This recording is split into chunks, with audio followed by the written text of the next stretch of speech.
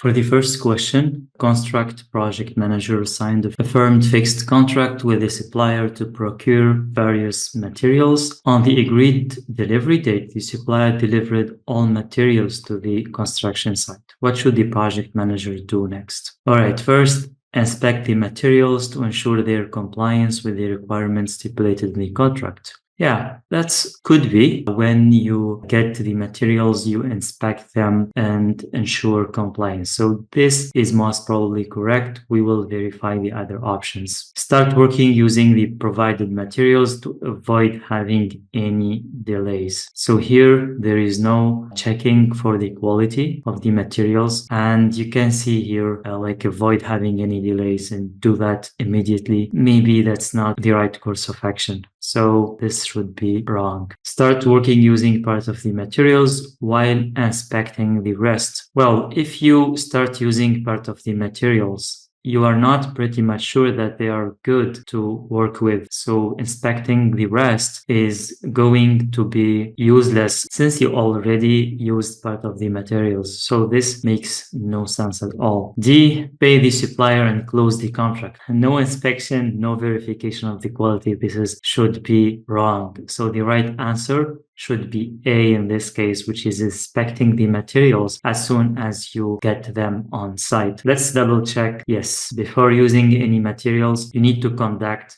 an inspection to ensure their compliance. Let's move on. The project manager is leading a team of engineers to build packaging machine. The machine went through exhaustive internal verification, but when the client received it, he gave the project manager a call asking, this is like a phone call asking them whether the machine meets requirements or not. So they are just asking about the requirements and whether they are met or not.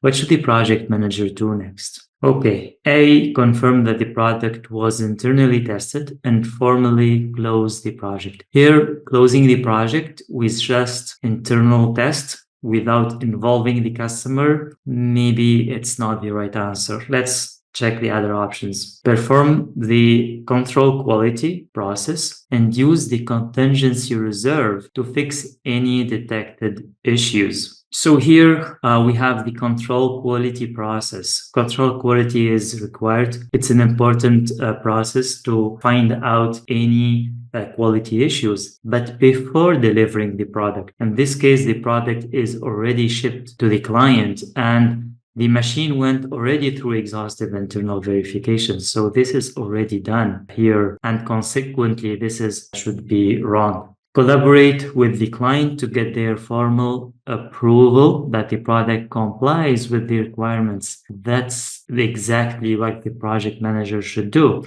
And this is known as a validate scope process. The validate scope process involves the client and tries to get the validation from the client that the product complies with all requirements. And after that, you can close the project. So that's most probably the correct answer. But let's check the D here to verify. Send an engineer to the client sites to double check the product requirements. Here, the client is asking whether the machines meets requirements or not. So he is not reporting that the requirements are not met or there is any quality issues. They are just asking. So here, sending an engineer is not an appropriate action. And the right answer should be C here. Let's confirm. And yes, here at this stage, the main objective of the validate scope process is to work with the stakeholders to get their formal approval. Scope and quality control are supposed to be performed before the product is shipped. All right, let's move on to the next question. While working on a new feature, a team member finds out that the original code does not comply with the organization's coding standards. What should the team member do in this case? Yeah, this is one of the questions where the next course of action is not the project manager, it's rather the team member. But the project manager should know what the different stakeholders of the project, including the team member, should do in certain situations. All right, the first action here, ignore the code compliance. If you see ignore here, I think it should be wrong. Without complete reading the question. Ignore the code compliance. That's not correct for sure, as it will be considered as gold plating. Also, gold plating is when you work on something not required by the client. And here, just ignoring without even reporting it is a wrong behavior, and it's not considered as gold plating anyway. So let's move on. B, ask the product owner to get a new item added to the product backlog. So we know that the product owner is the owner of the product backlog. So that's an indication that we are going on the right process dedicated to technical debt. So here, technical debt means that the code is working, but is not having a good standards, is not following the right formats, and accumulating all these quality issues could lead to big problems in the future. So here, the team member is not going to work on the coding standards, but they are going to ask the product owner to prioritize this task in the product backlog, which is a right process. So this most probably should be correct, but let's double check the other options. Start refactoring the code and update the time estimate of the feature. You see here that the team member is working on a new feature. So here they are start working on the code, and that's exactly the gold plating, because they are supposed to work on a new feature. And if they work on another like functionalities without informing, without having it already in the sprint backlog, then that's exactly the definition of gold plating. All right, so that's should be wrong. A team member should not work on other stuff before getting the approval and before prioritizing it in the product backlog. So let's move on to the D, discuss with the rest of the team members and add a new technical task to the sprint backlog. Here, be careful. Here is a sprint backlog, not product backlog. If this is called a product backlog, maybe we can consider it right, because here they are going to add the technical task to the product backlog, and maybe later on it will be prioritized and reviewed by the product owner. But here, since it mentions that they will add it to the sprint backlog, then this should be wrong, because adding it to the sprint backlog means that they will be working on it immediately in this current sprint, which is wrong. It should go first to the product backlog, then prioritized by the product owner. And if the product owner approves it, then it moves to the sprint backlog for the next sprint, not the current sprint. Okay, so the right answer should be B here, and exactly. So the right answer should be B, and that's exactly the right answer. You can see here that not doing anything is considered low ownership. You might encounter this in the agile approach, that one of the important aspects of an agile project team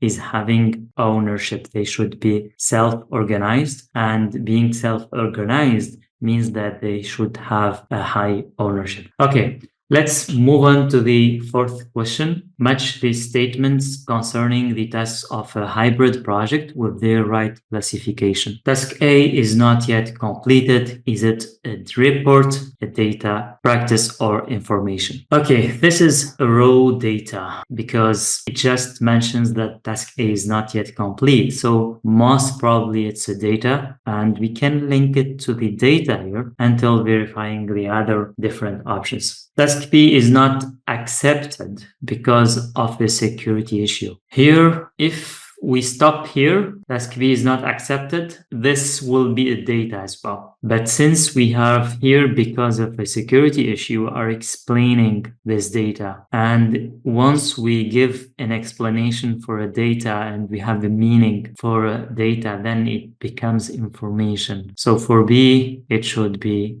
information. C, task C had a huge impact on the burn down chart. Burn down chart is a graph. So we have collected a lot of information and put them into a graph. And we have interpreted that graph, and we said that tasks had a huge impact. So that should be a report. Finally, let's see if D is a practice. Task D is added to the product backlog based on customer feedback. So this is a process, and this is the definition of a practice if we add an item in the product backlog based on customer feedback. So yeah, A is data, B is information, C is report, and D is practice. All right, let's move on to the next question. The construction organization launched a new project for building a wastewater treatment center. When the project starts, the project manager receives updated building codes and regulations. And we have here, do you remember the video of regulations versus standards? So here we have regulations. And when there are regulations, we said that regulations should be mandatory. You need to comply to these regulations. Otherwise, you might have the project stopped or you will have penalties, and that's a big problem. All right. In order to ensure compliance with regulatory requirements, what should the project manager do next? A. Update the project schedule to reflect revised timelines. Without continue reading, in order to ensure compliance, does updating the project schedule ensure compliance? I don't think so. So that's most probably a wrong option. Let's move on. Modify the quality management plan. So we have regulations here and we have quality management plan here. So it's related to each other and there is a direct relationship. So let's continue reading. That's a good indication that this is a good answer. To include updated quality standards and specifications mandated by the revised building codes and regulations. That's most probably a correct answer. Let's check the others to ensure that the correct answer. Modify the procurement management plan to account for changes. Okay, so these changes in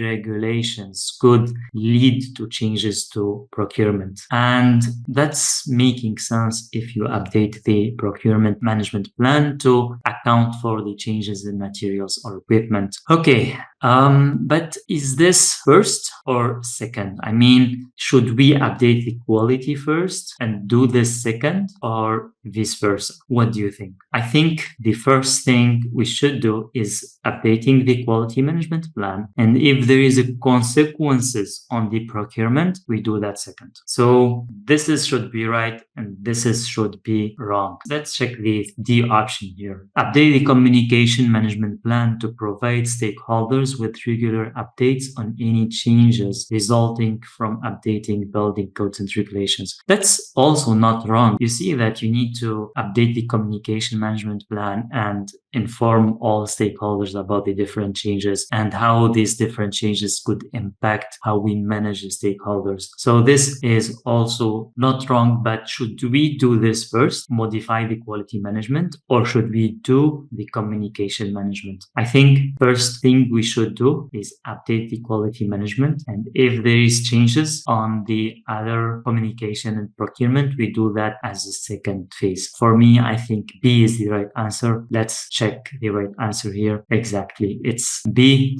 modifying the quality management plan to include updated quality standards and specifications should be the project manager next step.